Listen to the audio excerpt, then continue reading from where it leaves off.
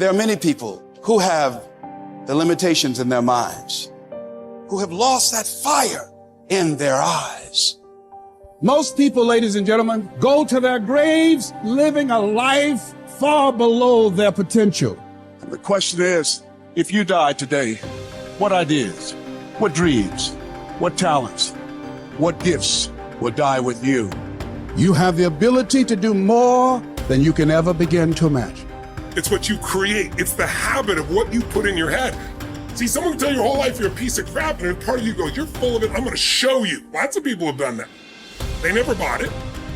Or someone tell you you're beautiful your whole life, you go, I'm not really beautiful. So what people tell you doesn't matter at all. It's what you stack. It's what you assemble.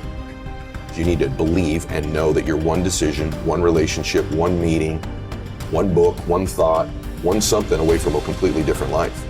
It's an effort play. If you don't have self-confidence, you've never kept the promises you make to yourself.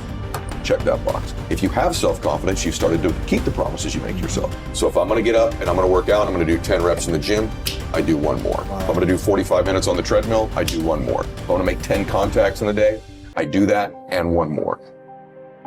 There's a lot of times where I don't know how I'm gonna move forward, but I ask myself one question: can you take another step? And that answer is always yes. You're passing through that keyhole. But if you pass through it, then something massive opens up on the other side. And it is definitely the case that disciplinary institutions, universities, are exactly that, is they're places of guidance, and they're places to encourage people to develop the discipline that's necessary to see beyond the discipline. I mean, that's why we have disciplines, right? I mean, the words aren't there by accident. And once that discipline was established, then the disciplined mind could explode in every direction, which is precisely what happened. And that's the thing about growing up, is that when you're a teenager and a young adult, you have to sacrifice everything you could have been as a child to be the one thing that you're aiming at. But then that opens up, and the universities are part and parcel of that process. Change is automatic, but progress is not. Start today, right now. What do I really want in depth? What are the rituals that will get me there? And then get yourself to start a few of those actions and lock them in place. If you make the changes in yourself, you're going to be proud, and no amount of money or accolades from other people can mirror the feeling of being proud of knowing you've taken back control of your life. Everything in life is always changing. We don't have to work on change.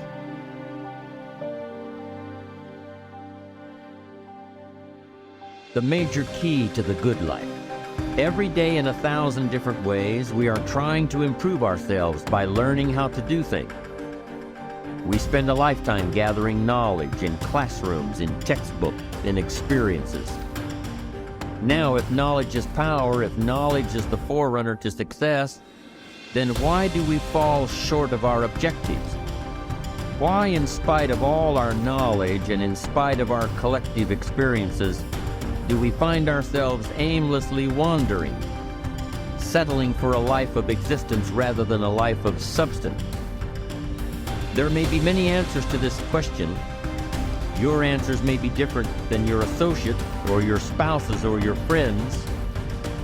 The fundamental answer is the absence of discipline. Applying all that we know. Discipline. Self-discipline. We might add one more word here: consistent. Consistent self-discipline. It doesn't really matter how smart you are or how much you know if you don't use it. And once you're disciplined, like you're like a sharpened sword, man, like a well-tempered blade, and then you can go out there and operate in the world. The reason that discipline is necessary is because you're a mass of competing short-term interests. And so the question is then, well, which short-term interest should win out? And the answer to that is none of them. They need to be organized into a hierarchy that makes them functional across time and across individuals. Get it really simple, things you do right now to change your life. You can go to experience it that day, and then you get momentum. Day 1, day 2, day 3, day 4, and all of a sudden now what used to be hard to do is easy to do. And I think for anyone, you gotta understand, anyone can learn anything. And I'm just not willing to settle for a life without passion and aliveness. That's just like, there's so much to learn, there's so much to grow. And then my view is, what's next is always better. If I make it so, it's my job to make it so. And I think that's how we have to navigate. But most of us have been conditioned not to take a risk. And once you peel the crust, peel that crust away and see who you really are, you open your mind to a whole nother world. So I've opened my mind up to a whole nother world that most people can't even fathom because they haven't dug deep. So people think I'm crazy because I found a whole nother way of living. I think they're crazy for never even trying to get to the other side of whatever's in front of them. So what drives me every day is finding more of myself. And being my best is a never-ending journey. It is said that the master swordsman Nakayama Hakudo would practice drawing his sword some 2,000 times a day. At the Hayashizaki Temple, in one marathon of endurance training, he was recorded drawing his sword 10,000 times in a single 24-hour period. We can imagine the sheer speed required to do this. And also the deliberateness to do so many reps in so little time.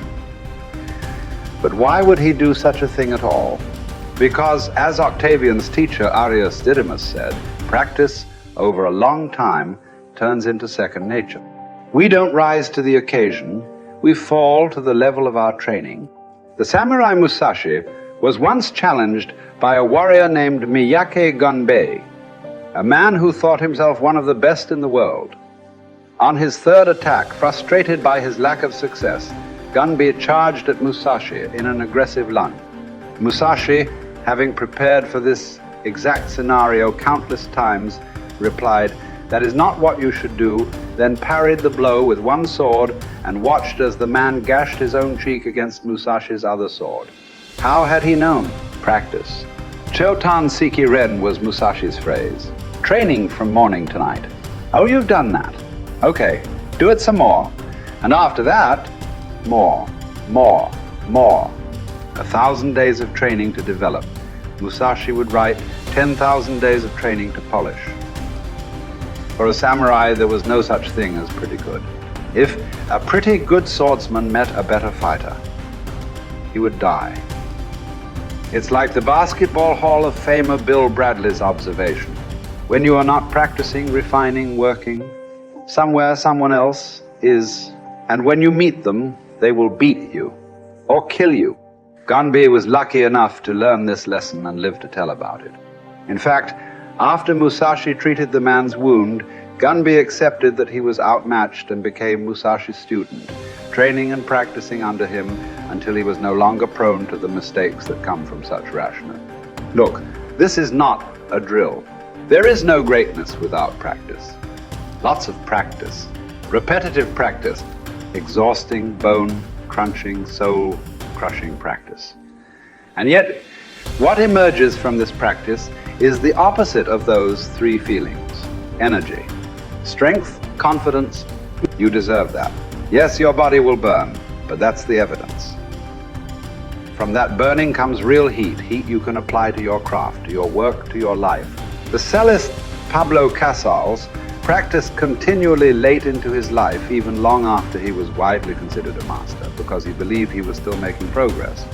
In fact, we might say that progress and practice are synonyms. You can't have the former without the latter. And the latter is worthless without the former. Drawing the sword from the scabbard, thrusting, blocking. To build up your stamina for those skills, you lift weights, you do conditioning. To put it all together, you spar. It's the same with music. You can jam with other talented musicians. You can put all those sessions together to learn new songs. But before all that, as Casals did, you can simply practice your scales in your bedroom for hours upon hours. What are those scales for you? You better know, and you better be doing them. No matter what you do, practice will make you better. Florence Nightingale wanted young nurses to understand that nursing was an art that required as hard a preparation as any painter or sculptor's work. Churchill spent many evenings practicing his impromptu performances. Only you know what it will look like to train in your art like a samurai, an Olympic athlete, a master in pursuit of excellence. Only you will know what you need to practice from morning until night. what to repeat 10,000 times. It won't be easy, but in that burden is also freedom and confidence. The pleasure of the flow state, the rhythm of second nature, the quiet calmness of knowing that from the practice, you'll know exactly what to do when it counts.